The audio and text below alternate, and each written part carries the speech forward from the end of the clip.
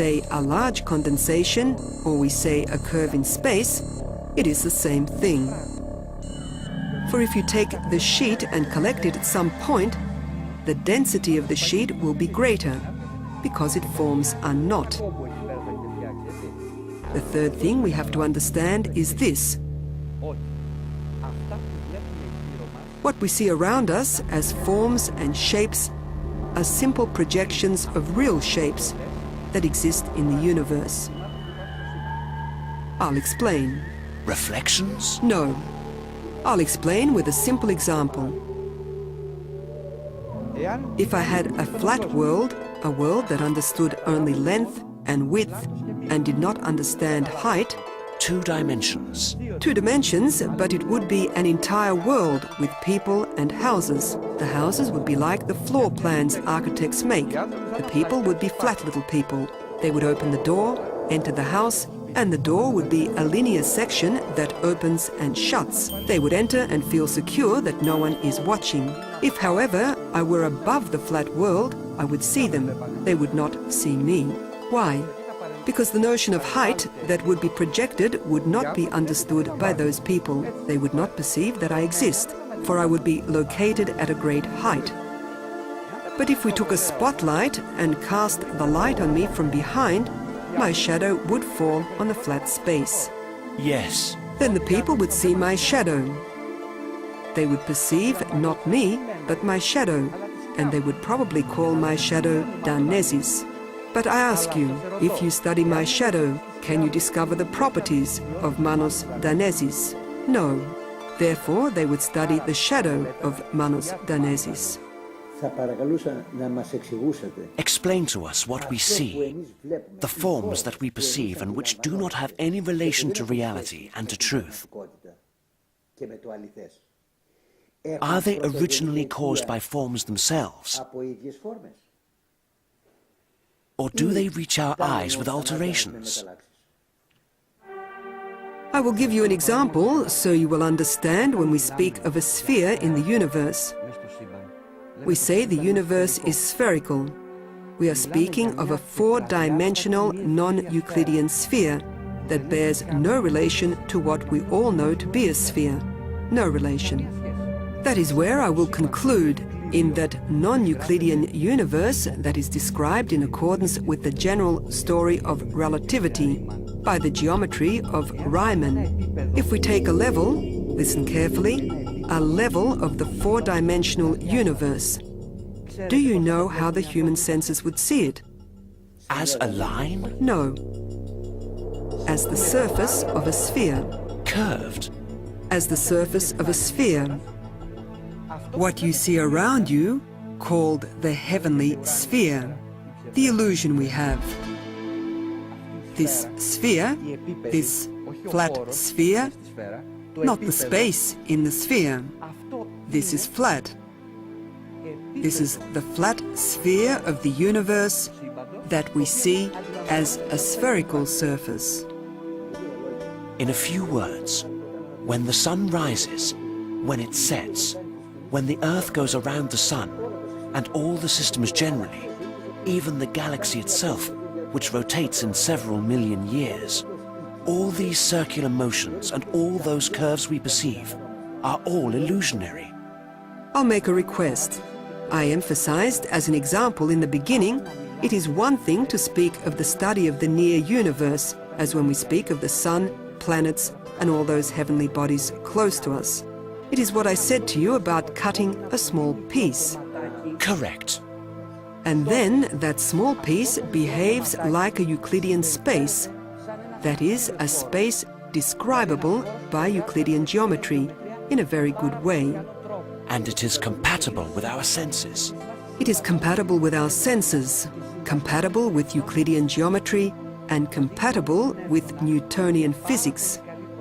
That is, the laws of Newton with a very good approximation, like the geometry of Euclid, are valid for the near universe. Not always with great exactitude, but in a rough way they are. If we are dealing with very near regions, if we want to build a bridge or a road here on Earth, well then Euclidean theory and Newtonian physics are 100% valid. The deviations are so small that we do not perceive them. In other words, reality and truth are approximations. Precisely. We get closer to the truth as we distance ourselves. The more total universe we try to study, the more difficulty we have. Therefore, as you understand from what I told you, the senses can perceive a very small piece of the universe, and this is not a matter of instruments. However much stronger our instruments become, our physiology will be the same human one as you understand. Therefore, with the physiology we have, we can perceive the universe up to a point.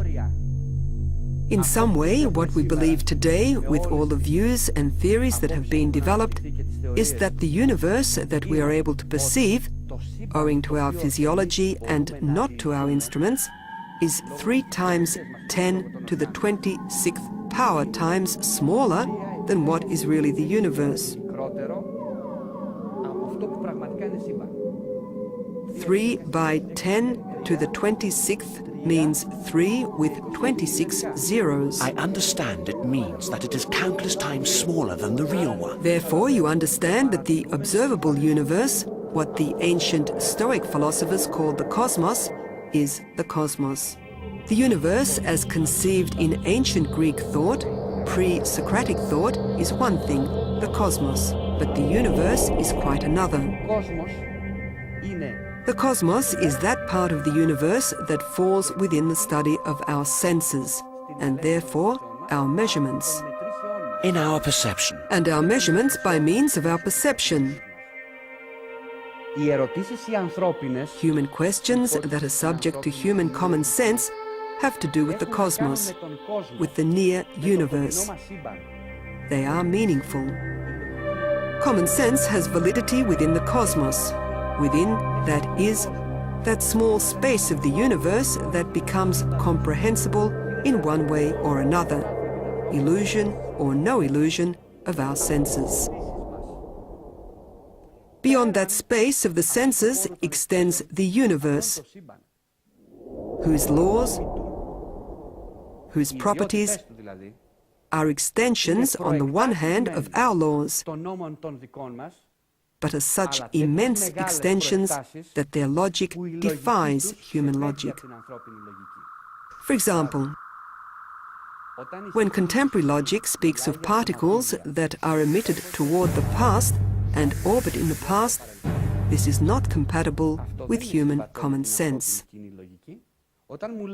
If I make a bullet out of such particles and put it in a pistol now, and I go to kill my grandmother who died 20 years ago, this is beyond human logic. It is exaggerated. It is not valid. Yes, I understand. These are particles produced in the present and which make orbits in the past. In the universe, words such as yesterday, today, tomorrow, up, down, right, left, have no meaning, no meaning.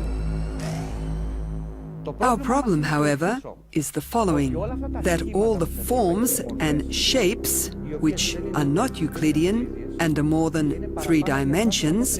Would you explain to the audience the meaning of Euclidean geometry?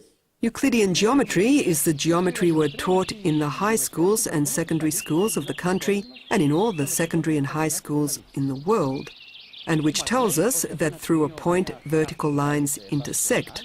The familiar axioms of Euclid, you will say, that we learn at school, either plane geometry or solid geometry, are not valid. Do not ask me what is valid. These geometries are very difficult. I will try to give you an answer. Does the universe have formalism? Certainly it has formalism. There would be no theory of relativity without Riemannian geometry. That our universe is Riemannian and not Euclidean is demonstrated by